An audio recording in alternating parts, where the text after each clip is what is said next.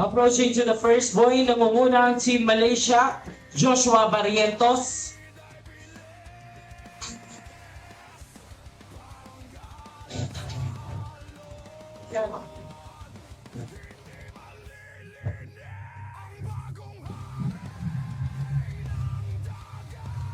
So ang tabay po lahat ng mga manonood, malapit-lapit na po ang judgment kung sino ang tatanghaling bagong hari ng dagat.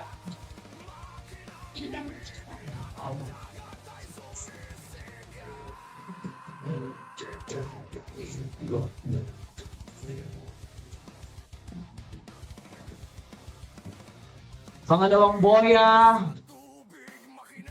nangunguna ang Team Malaysia, followed by Team DVRT. Masyadong ginagalingan ni Joshua Barrientos, ngunit hindi naman magpapatalo ang pride ng Quezon, Archen Toledo.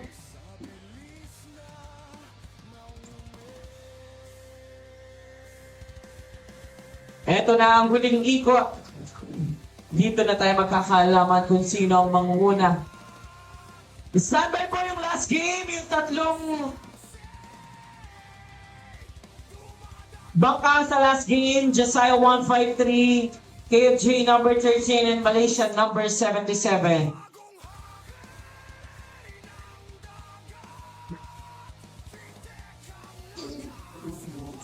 Lumalapit ang agwat. Inaariba ni Joshua Barrientos. Medyo lumalaki ang bagwat sa pagitan ng dalawang komunan. Dalawang boya bagong finish line. Leading pa din ang Team Malaysia.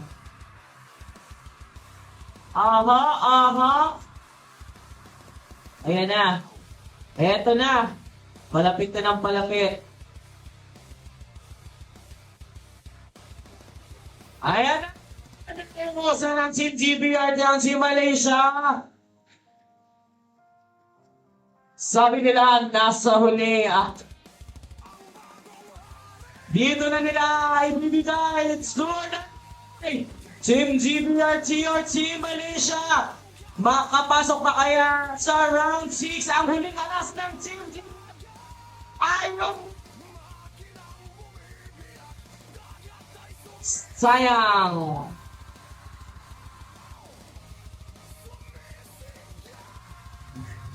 Congratulations!